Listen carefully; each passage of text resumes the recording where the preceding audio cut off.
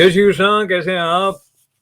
बहुत आनंद की बात है आपके साथ गीता माता की कृपा से, श्री कृष्ण की कृपा से, गुरु कृपा से ये जो सत्र 1 जनवरी 2021 को प्रारंभ हुआ उसका आज पूर्णाहुति है और 77वें और 78वें श्लोक की तरफ बढ़े।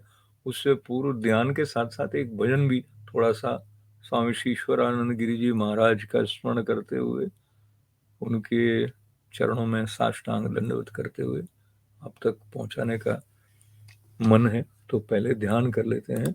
पार्थाय प्रतिबोधितां भगवता नारायणेन स्वयं व्यासेन ग्रथितां पुराणमुनिना मध्ये महाभारतम् अद्वैतामृतवर्षिणीं भगवतीम् अष्टादशाध्यायिनीम् अम्ब त्वामनुसन्दधामि भगवत् गीते भवद्वेषिणी। नमन इस शाश्वत सन्निधि को सुलभ कराने वाली ओजस्वी दिव्य परंपरा को, और जो कृष्ण भगवान की गीता है उसके बारे में ये पंक्तियां मैं थोड़ा सा गाऊंगा लेकिन मैं कविता की तरह ये गीता तक पहुंचा दूंगा। जाने क्या जादू भरा हुआ श्री कृष्ण तुम्हारी गीता में, मन चमन हमारा हरा हुआ, मन चमन हमारा हरा हुआ श्री कृष्ण तुम्हारी गीता में। जाने क्या जादू भरा हुआ श्री कृष्ण तुम्हारी गीता में। जब शोक मोह से घिर जाते तब गीता वचन हृदय लाते, कब का भव सारा तरा हुआ, कब का भव सारा तरा हुआ श्री कृष्ण तुम्हारी गीता में। जाने क्या जादू भरा हुआ श्री कृष्ण तुम्हारी गीता में। गालू पूरे 2 और हैं इसमें, चलेगा ना? चलिए। गीता ग्रंथों में न्यारी है, श्रुति युक्ति के अनुसारी है। गीता ग्रंथों में न्यारी है, श्रुति युक्ति के अनुसारी है। युग युग का अनुभव जुड़ा हुआ, युग युग का अनुभव जुड़ा हुआ श्री कृष्ण तुम्हारी गीता में। जाने क्या जादू भरा हुआ श्री कृष्ण तुम्हारी गीता में। मन चमन हमारा हरा हुआ, मन चमन हमारा हरा हुआ श्री कृष्ण तुम्हारी गीता में। गीता संतों का जीवन है, गंगा से भी अति पावन है। संविद रस सागर भरा हुआ, संविद रस सागर भरा हुआ श्री कृष्ण तुम्हारी गीता में। जाने क्या जादू भरा हुआ श्री कृष्ण तुम्हारी गीता में। तो ये जो जादू भरा हुआ है, जो कि विलक्षण है, जिसको सुनकर संजय का रोम रोम रोमांचित तो हो गए थे वो 77वें श्लोक में। अब ये जो दोनों श्लोक हैं संजय वाच है, वो क्या कह रहे हैं? तच्च संस्मृत्य संस्मृत्य रूपमत्यद्भुतं हरे, विस्मयो मे महानाद्रन् ऋष्यामि च पुनः पुनः। अब वो रिफ्लेक्ट कर रहे हैं, उनको याद आ रहा है कि उन्होंने क्या सुना, किस प्रकार के दृश्य देखे, तो वो भगवान के विश्व रूप का स्मरण करके क्या कह रहे हैं कि हे राजन, श्री हरि के उस अत्यंत, राजन किसको कह रहे हैं? धृतराष्ट्र को। धृतराष्ट्र कौन है? कौरवों के पिता है। वो नेत्रहीन है, वो देख नहीं सकते हैं। वो युद्ध क्षेत्र में क्या हो रहा है ये सब सुन पाए, इसलिए वेद व्यास जी ने संजय जी को विशेष दिव्य दृष्टि प्रदान की ताकि वो देख पाए। तो वो सिर्फ बाहरी दृश्य ही नहीं देख रहे थे, वो मनस्थिति भी पहचान रहे थे, सूक्ष्म स्तर पर भी देख पा रहे थे। तो मल्टी लेयर्ड विजन उनके पास में वेद व्यास जी की कृपा से हो गया था। तो कह रहे हैं, हे राजन, श्री हरि के उस अत्यंत विलक्षण रूप को भी पुनः पुनः स्मरण करके मेरे चित्त में महान आश्चर्य होता है और मैं बार बार हर्षित हो रहा हूं। अब उनको पता है कि धृतराष्ट्र पांडवों की विजय से प्रसन्न होने वाले नहीं हैं। उनको पता है कि श्री कृष्ण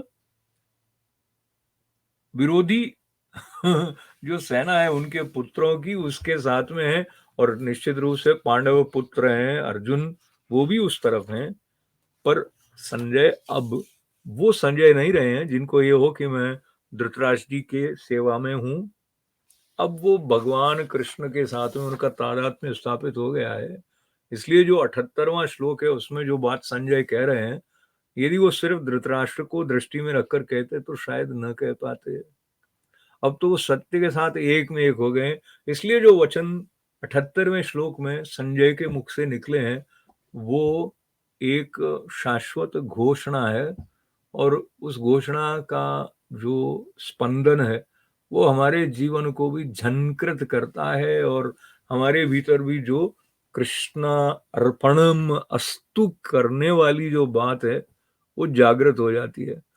पर दूसरे अध्याय का जो 64वां श्लोक है उसका स्मरण करके फिर हम समापन के लिए 78वें श्लोक की तरफ 18वें के बढ़ जाएंगे, और इसके साथ साथ भगवान के इस दिव्य गान के बारे में मेरे गुरु जो उन्होंने बात कही है उसको स्पर्श करने का प्रयत्न कर रहा हूं।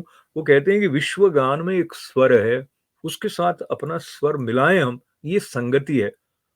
अब हो क्या रहा है कि जीवन में अपस्वर निकल रहा है, क्योंकि अनाप शनाप कामनाएं हो रही हैं, अंदर का हल्ला गुल्ला है, सही स्वर सुनाई नहीं दे रहा है। ये हल्ला गुल्ला बंद करके देखेंगे तो गंभीरता, स्वच्छता, मधुरता मन में उतरती है। और ये बात दूसरा अध्याय का 64वां श्लोक ऐसे कहता है, राग द्वेष युक्तेस्तु विषयान इंद्रियेश्वरन आत्मवश्चेर विधेय आत्मा प्रसादम अधिगच्छति। तो गीताचार्य ने ध्याय तो विषयान पुंस के बारे में पहले जो कहा है, अंदर के शोरगुल और असंगति का वर्णन करके उसके जो निवारण है उसके उपाय इस श्लोक में उन्होंने बताया कि इंद्रियों की प्रवृत्ति जो है वो राग द्वेष से रहित हो, इंद्रियां जो है वो मन के आदेश से चलें, और मन स्वयं विश्व विधान को मानने वाला हो तो फिर जीवन यज्ञ बन जाएगा, ऐसा लगता है ना। और फिर स्वामी जी कहते हैं विषय व्यवहार करते हुए भी प्रसाद मतलब निश्चलता, निर्मलता, सात्विक सुख की अनुभूति होगी। ये महत्वपूर्ण है कि धर्म साधना में या मोक्ष शास्त्र में भी ये नहीं कहा है कि विषय का आचरण त्याग दो, इंद्रियों को बांध दो। मानव धर्म न तो कष्टदायी है और न जीवन का विरोधी ही है, और न ही वो असंभव है। ये एक पौरुषेय प्रक्रिया है जिसके लिए मेखला मंत्र में तेजस्वी इंद्रियों और मेधावी मन की कामना की गई है। और ये बात स्वामी जी की स्पर्श करते हुए उपनिषद में कहा है कि मानव शरीर एक रथ है जिसमें इंद्रिय रूपी घोड़े जुते हुए हैं, बुद्धि सारथी है। अगर इस व्यवस्था को याद रखा जाए तो जीवन को दुरुपयोग से बचाया जा सकता है, और हम इसको दुरुपयोग से बचाएं इसके लिए सत्संग का जो संबल मिलता है वो हम लेते रहें। श्रीमद् भगवद गीता के अंतिम श्लोक की तरफ पूरी श्रद्धा के साथ आपके साथ बढ़ते हुए, जो कि एक उद्घोष है, और वो क्या है, यत्र योगेश्वर कृष्णो, आप मेरे पीछे ये बोलेंगे, यत्र योगेश्वर कृष्णो यत्र पार्थो धनुर्धरः, यत्र पार्थो धनुर्धरः तत्र श्री विजयो भूतिर्, तत्र श्री विजयो भूतिर् ध्रुवा नीतिर्मतिर्मम, ध्रुवा नीतिर्मतिर्मम। अब एक बार पूरा एक साथ बोलते हैं। यत्र योगेश्वरः कृष्णो यत्र पार्थो धनुर्धरः तत्र श्री विजयो भूतिर् ध्रुवा नीतिर्मतिर्मम। इसका अर्थ है, हे राजन, विशेष क्या कहूं, संजय कह रहे हैं, जहां योगेश्वर भगवान श्री कृष्ण हैं और जहां गांडीव धनुषधारी अर्जुन है, वहीं पर श्री विजय, विभूति और अचल नीति है, ऐसा मेरा मत है। और ये बात उन्होंने निर्भयता पूर्वक कह दी, किसे? धृतराष्ट्र जी को। पर वो धृतराष्ट्र को नहीं कह रहे हैं, वो हमको भी कह रहे हैं। वो अपनी आत्मा के उद्घोष का जो एक अवसर है उसमें तन्मय होकर ये बात कह रहे हैं, यत्र योगेश्वर है कृष्णो, क्योंकि उन्होंने कृष्ण के विराट स्वरूप के दर्शन भी किए हैं और वो स्मृति उनके अंदर जागृत है। ये जागृति हमारे जीवन में आए जो हमें कल्याण पथ की ओर बढ़ने से डिगाने वाली शक्तियों का सामना करने की शक्ति भी देती है। तो आपके जीवन में मंगल हो, सबका मंगल, सबका कल्याण, ऐसी प्रार्थना करते करते पुनः पुनः गुरुजनों, माता पिता, समस्त बुजुर्गों, समस्त बंधु बांधवों का आभार, सबके प्रति श्रद्धा के साथ में आदर भाव को लेकर विराम तक बढ़ेंगे। तो आज ओम पूर्ण मद का उच्चारण भी 2 बार कर लेंगे, ठीक है ना? ओम पूर्णमदः पूर्णमिदं पूर्णात् पूर्णमुदच्यते पूर्णस्य पूर्णमादाय पूर्णमेवावशिष्यते। ओम शांति शांति शांति। ओम पूर्णमदः पूर्णमिदं पूर्णात् पूर्णमुदच्यते पूर्णस्य पूर्णमादाय पूर्णमेवावशिष्यते। ओम पूर्णमदः पूर्णमिदं पूर्णात् पूर्णमुदच्यते पूर्णस्य पूर्णमादाय पूर्णमेवावशिष्यते। ओम शांति शांति शांति। चलेंगे, फिर मुलाकात होगी। तो एक प्रेरणा ये हुई है कि अगले बरस भी इस तरह का क्रम करें, अब अंग्रेजी भाषा में करेंगे और युवाओं को विशेष रूप से ध्यान में रखते हुए करेंगे और आपका सहयोग भी उसमें अपेक्षित रहेगा। अब विदा ली जाए, पुनः पुनः आभार। यत्र योगेश्वर कृष्ण यत्र पार्थो धनुर्धर तत्र शिव विजयो भूतिर ध्रुवा नीतिर्मतिर्मम। जय श्री कृष्ण। गिरिराज धरण की जय।